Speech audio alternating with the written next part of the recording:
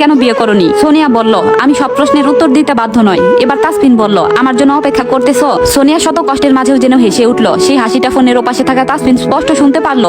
নিজেকে সংযোগ করে বলল, হাসলে তোমায় মারাত্মক রকম সুন্দর লাগে, প্রতিদিন হাসতে পারো না? কথাটা শোনার সাথে সাথে সোনিয়ার হাসি উড়ে গেল। তৎক্ষণাৎ তার মুখটা ফ্যাকাশে হয়ে গেল।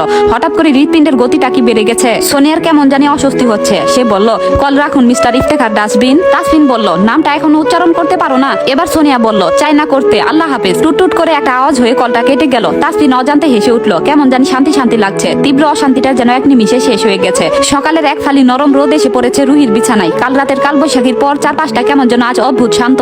রুহি অলস ভঙ্গিতে আড়মোড়া ভেঙে চোখ মেলল। মেয়েদের স্বভাব সুলভ অভ্যাসেই বালিশের পাশে হাতড়ে মোবাইলটা হাতে তুলে নিল সে। লক স্ক্রিনটা অন করতে তার চোখে আটকে গেল হোয়াটসঅ্যাপের একটা নোটিফিকেশনে। বার্তাটি এসেছে তাসফিনের কাছ থেকে। কোনো জরুরি কাজের কথা নয়। মেসেজটি পাঠানো হয়েছে ঠিক রাত 12টা 2 মিনিটে। তাসফিন লিখেছে, কাল দুপুরে ধানমন্ডির ক্যাফেরিওতে একটু আসবে, দুজনে একসাথে খানিকটা সময় পার করতাম। প্রথম ডেটের এই অভাবনীয় আমন্ত্রণ। মেসেজটা পড়ার সাথে সাথে রুহির বুকের ভেতর যেন এক ঝাঁক প্রজাপতি ডানা ঝাপটে উঠল।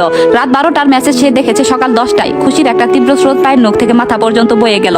সে আর বিছানায় এক মুহূর্ত শুয়ে থাকতে পারলো না। কম্বলটা এক পাশে ছুঁড়ে ফেলে দিয়ে সে এক ছুটে ঘর থেকে বের হয়ে ডাইনিং স্পেসের দিকে গেল, যেখানে তার মা দুপুরের রান্নার তোড়জোড় করছিলেন। রুহি বলল, মা, ও মা, দেখো তাসফিন আমাকে দুপুরে দেখা করতে বলেছে। রুহি তার মায়ের হাত ধরে প্রায় নাচতে নাচতে বলল। তার মা রুহির এই চপলতা দেখে একটু হাসলেন। তারপর দেয়াল ঘড়ির দিকে তাকিয়ে কপালে হালকা ভাঁজ ফেলে বললেন, খুশিতে তো একদম আটখানা। তা ঘড়ির দিকে তাকিয়েছিস? এখন তো বেলা 11টা বাজে। জ্যাম ঠেলে ধানমন্ডি যেতে তোর কমপক্ষে হলেও 30 থেকে 40 মিনিট লাগবে।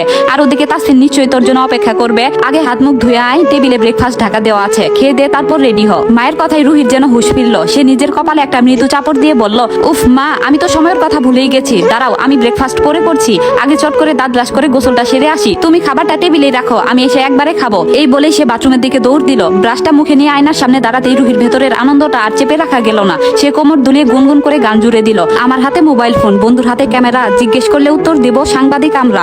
আদর করে আমায় বলবে, পেয়ারি তুম বন্ধুরে মোর বুকে, লয়া দিব একটা ঘুম, ঠাইসা দিব একটা ঘুম। মুখের ভেতর সাদা ফেনা নিয়ে সে আয়নায় নিজেকে দেখে চোখ মারলো। রুহি একটু বেশি ফর্সা, আর আজ খুশির চোটে তার গালে যেন আলাদা একটি লাল গোলাপি আভা ফুটে উঠেছে। বাথরুমের শাওয়ারের নিচে দাঁড়িয়েও তার গানের গলা থামলো না। পানির শব্দের চেয়েও জোরে প্রিয় সব রোমান্টিক গানের লাইন একটার পর একটা গিয়ে পুরো বাথরুম কাঁপিয়ে তুললো সে। বাথরুম থেকে বের হয়ে চুল মুছতে মুছতে সে ডাইনিং টেবিলে এসে বসলো।